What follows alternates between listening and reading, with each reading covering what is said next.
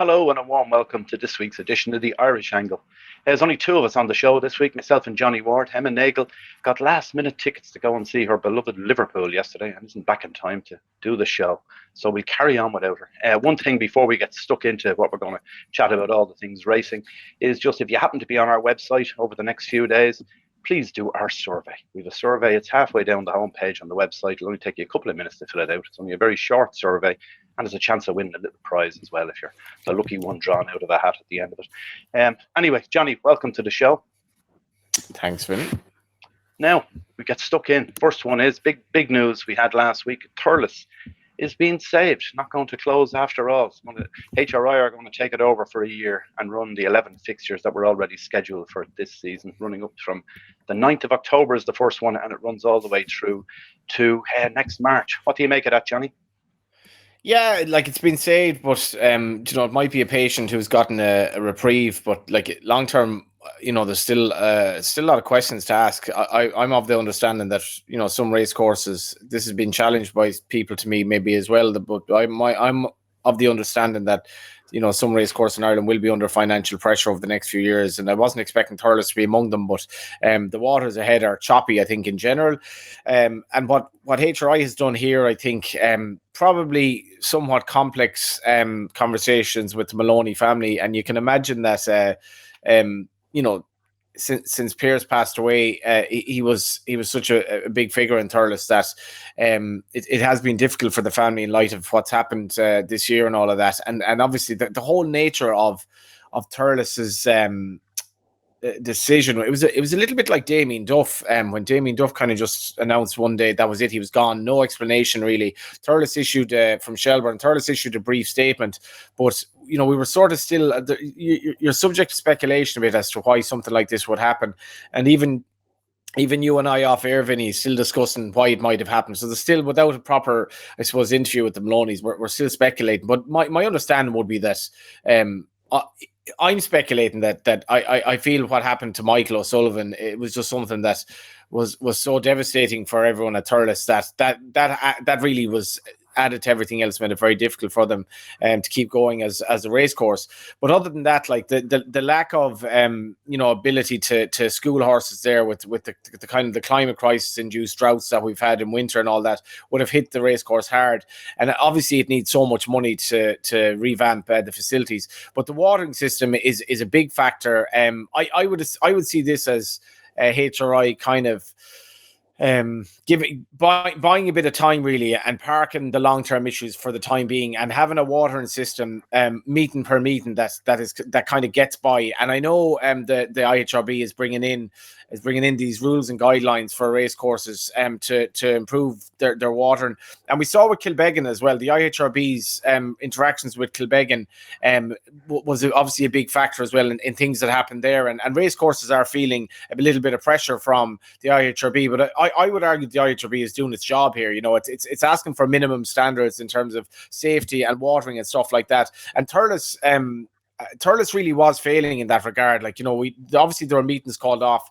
The jockeys were very, very unhappy with a lack of a watering system in place for jumps horses and for jumps horses in winter to be racing on ground that some deemed to be too quick, basically. So I don't think there's any. I don't think that the new Thurles in the interim will have any massive changes, but they'll have to get watering right. And you will. I speculate that HRI won't leave anything to chance here. The people who'll come in and the staff will come in and working with Lorcan Wire and the people there that the watering will be good enough meeting per meeting. But long-term video, I'm not sure this saves the racecourse per se when again for a proper watering system, this doesn't really answer the question there. And as I was saying, with the climate so erratic now, you can't guarantee what's going to happen going forward. And if we had another winter going this winter like we had in the winter of last year, Thurles is right back into big trouble again, I would have thought.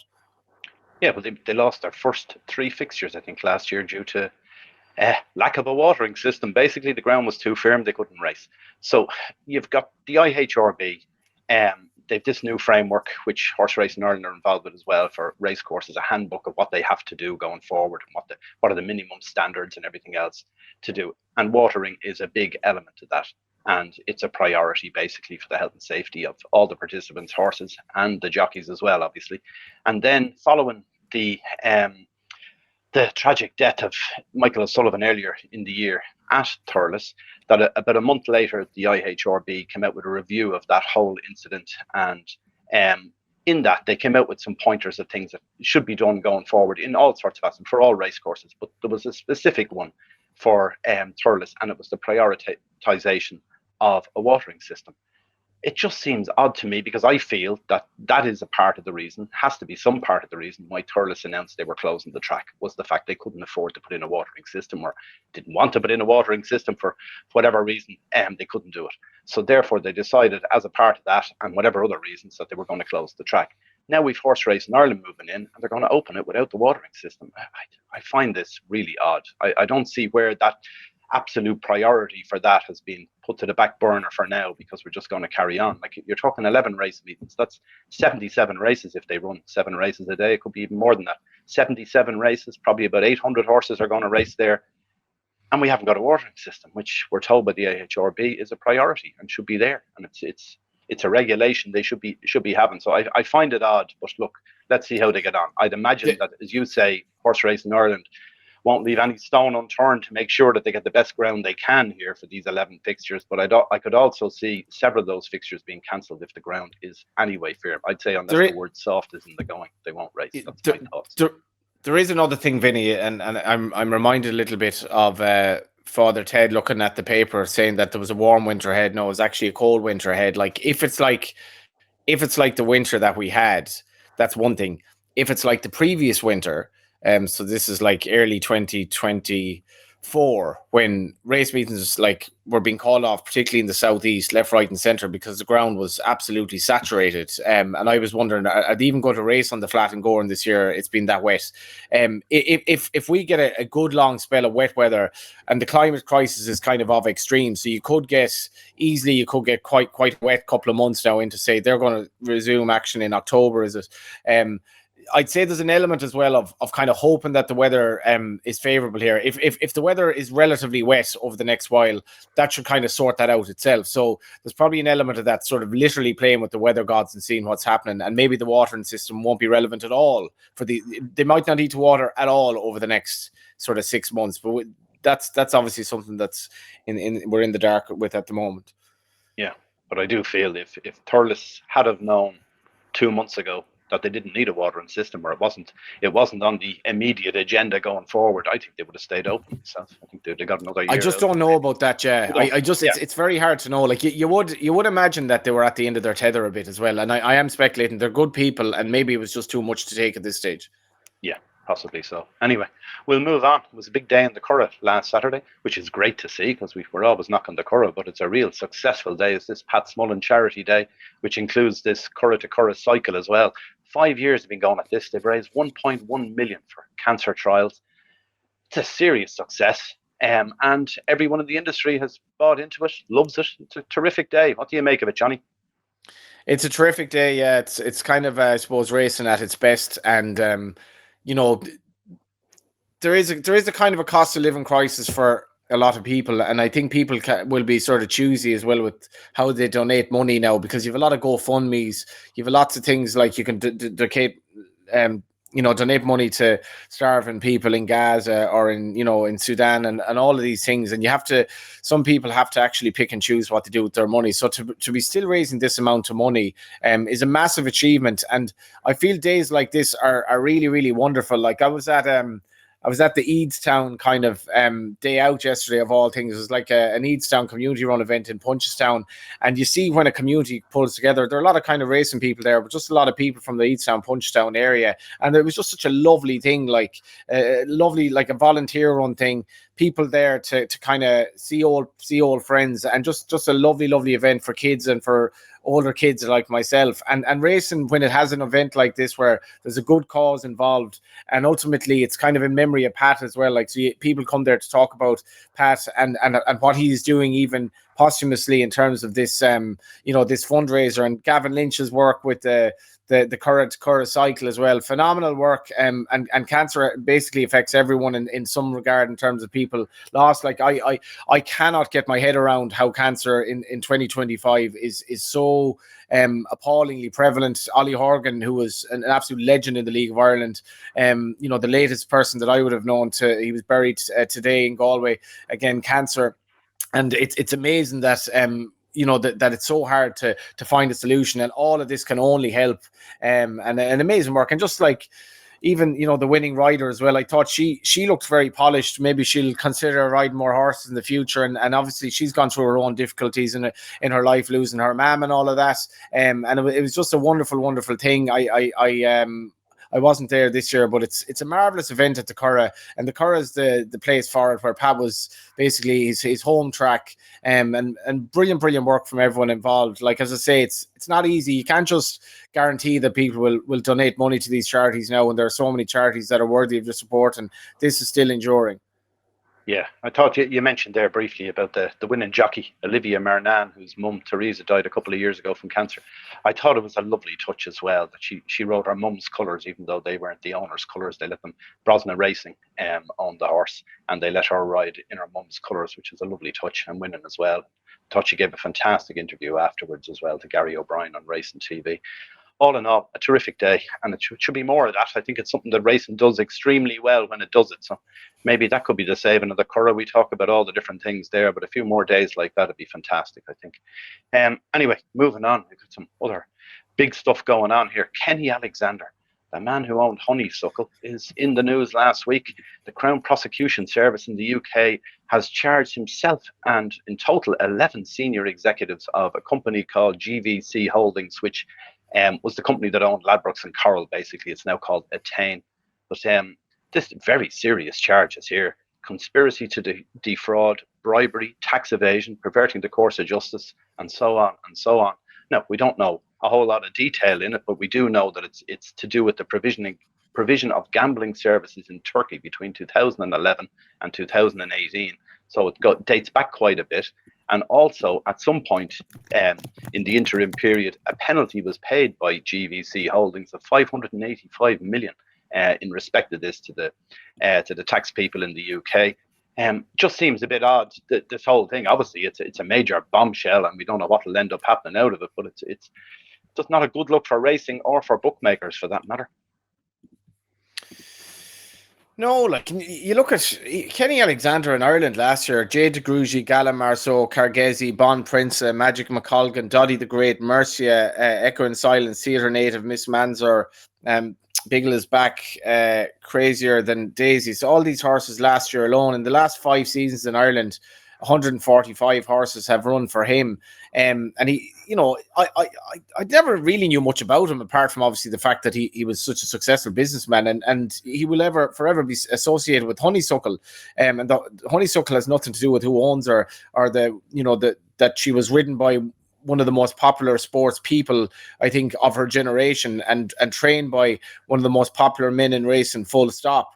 But now we have this element of the story where this isn't, I mean, when I was looking at the charges, it reminded me of that Only Fools and Horse episode where Boise's explaining why they're having problems adopting a child, and he just said, it was only a minor thing I was involved in. It was actually quite a lot. It was like, these are serious charges, according to Richard Lass, who's the director of the HMRC's Fraud Investigation Service. And his statement, he said, there are serious charges that relate to conspiracy to defraud, bribery, cheating the public revenue, evasion of income tax, and perverting the course of justice, among others. Like, these are serious charges. And I also noted in the Financial Times that Solicitor for Alexander said, we have been engaged with this for almost 6 years now and have sought to demonstrate why there is no proper basis to charge our client. However, they have now taken a view, but it will be vigorously defended. I mean, I'm completely out of my depth talking about what may or may not happen here, but they're serious charges. And, it's, you never know who you're getting involved with in racing as well. Like, you look at some of the owners in recent years and some of the things that emerged. And I think in when you're involved in owners, you it's not really your job to know what that owner is doing in his or her daily life. But we've had mad cases of owners being in the news in recent years, and this looks like it's going to be well up there in terms of headlines. Yeah, it does. It'll run and run, I'd say. It's been running since 2011 to 2018 already, so it'll go on for a while, I'd say, before we know much more around it. Another thing from last week that we found out is Ryan Moore has an injury. He's got a hairline fracture to his femur, so he's going to miss most of the rest of the year, possibly all of the rest of the year by the sound of it. And it turns out not only is he going to miss the rest of the year, but we've got the other jockey in Ballydoyle, Wayne Lorden, the number 2. He's suspended, and he'll be suspended for the whole period of Champions Weekend or Irish Champions Festival Weekend, which includes the Doncaster St. Ledgers on the same weekend, that same Saturday as Leopardstown. So Ballydoyle are going to need new jockeys. What do you make of this one, Johnny?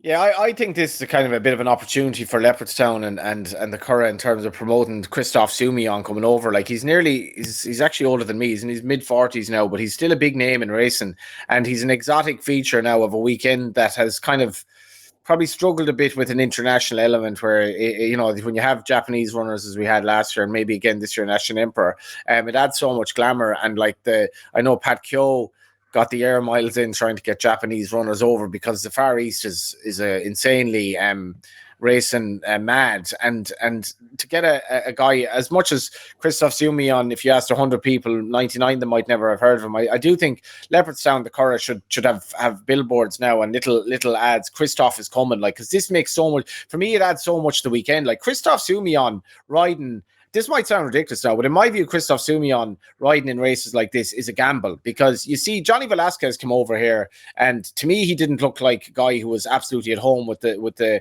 racetracks here. And Christophe Soumillon's record in Ireland is quite remarkable, really. I just look it up here.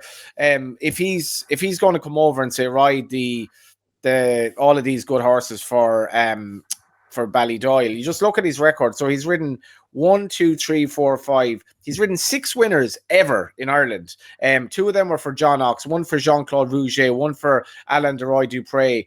For Aidan O'Brien in Ireland, and I emphasize in Ireland, he's ridden 1 horse ever. Now, you see, like the Curragh's attracted doesn't really entice trouble in running for a good reason. It's one of the best tracks in the world, no doubt. Leopardstown's not like that. Leopardstown is very, very tricky.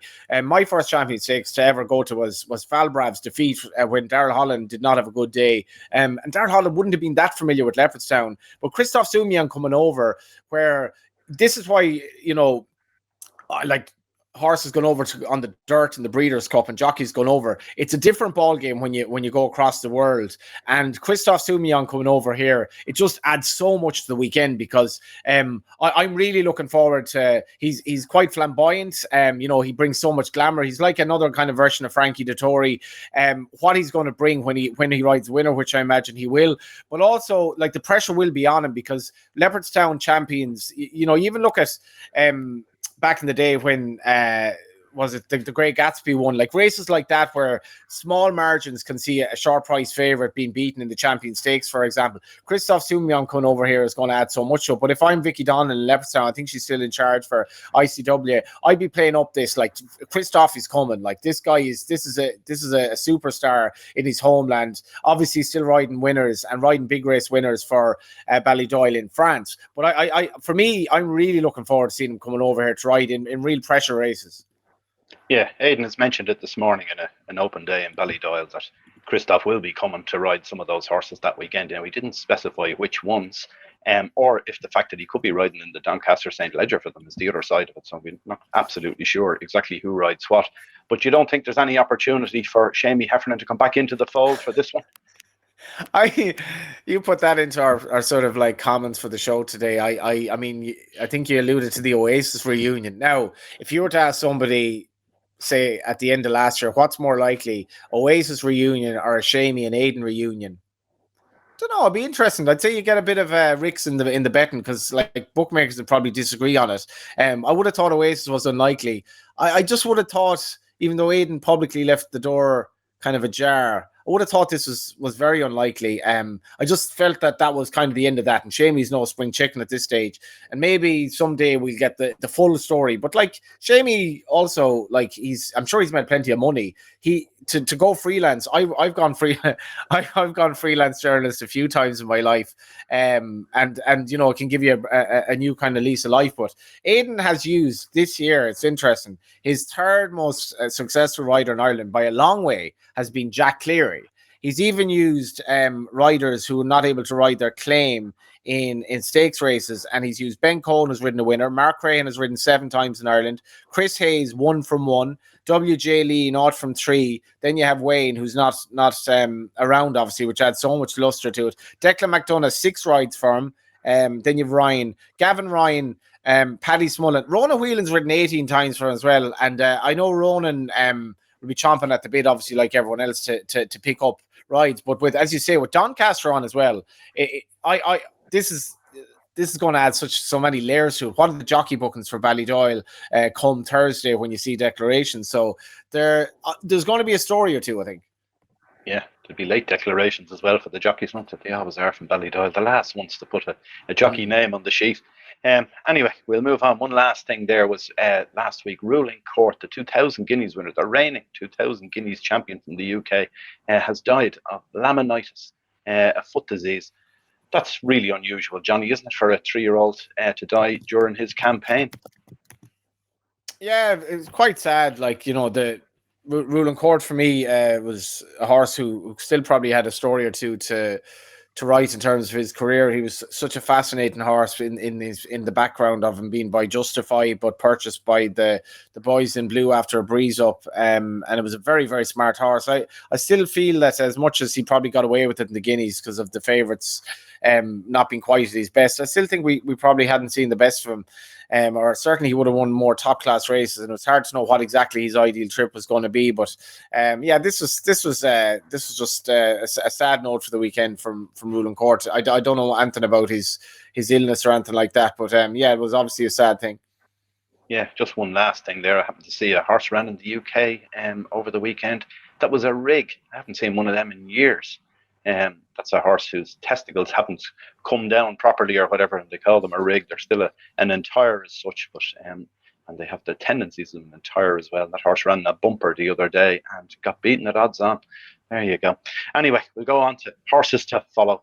I'll start off with one here. Cool One, trained by Conor Maxwell. I think there's a day in this, and I think I know the day as well. I think it's the Lartigue Hurdle in Listowel that the horse heads to. Had some very good form last year and some decent maidens, but didn't win. And then it ran in Galway where it got no run on the flat. Then it won a handicap in Roscommon 2 weeks ago. And then it went the other day and it went and won over hurdles in Wexford, won a maiden hurdle in Wexford easily at odds on. But the plan for a while, I think, has been this Lartigue Hurdle. And it'll be an interesting horse in that. It'll have a low weight and it's only rated 118, I think. So one to watch out for in Listowel in a couple of weeks' time. Anything catch your eye, Johnny?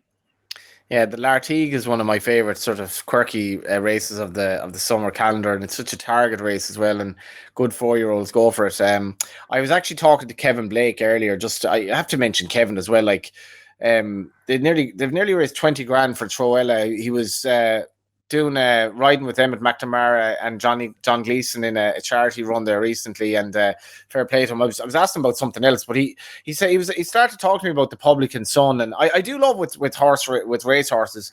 They all have a story, and often you can go down a rabbit hole with the horse and say, well, Jesus, who is he by, and what's that sire about? This horse is an unusual one in that he's by a sire who I think he was placed in a grade 3. So his credentials go to stud based on what he achieved. He won, but he didn't have the credentials to go to stud, and he was I think it was in Louisiana, which would be a bit of a sort of a backwater. The horse was bred in Louisiana, but he was the sire anyway of the Publican Son, which is obviously a very eye-catching kind of name as well.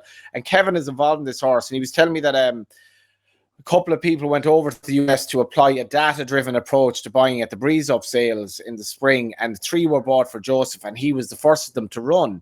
And apparently he works very well. But again, I spoke about the horse of Aiden's that was well fancied in Royal Ascot.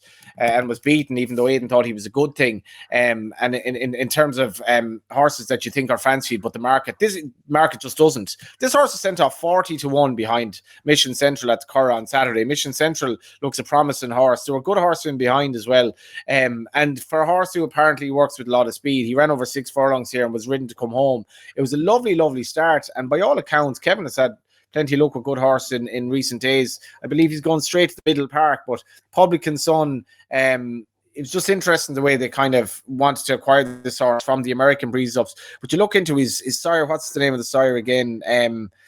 Dude, Bo Liam. I saw this horse actually. I love this when you see a horse in the race car. Like, where did that sire come from? And you look him up, and like he didn't have the credentials on paper to be a sire, but he's obviously, I think he's doing well in the States, and this horse looks very promising already.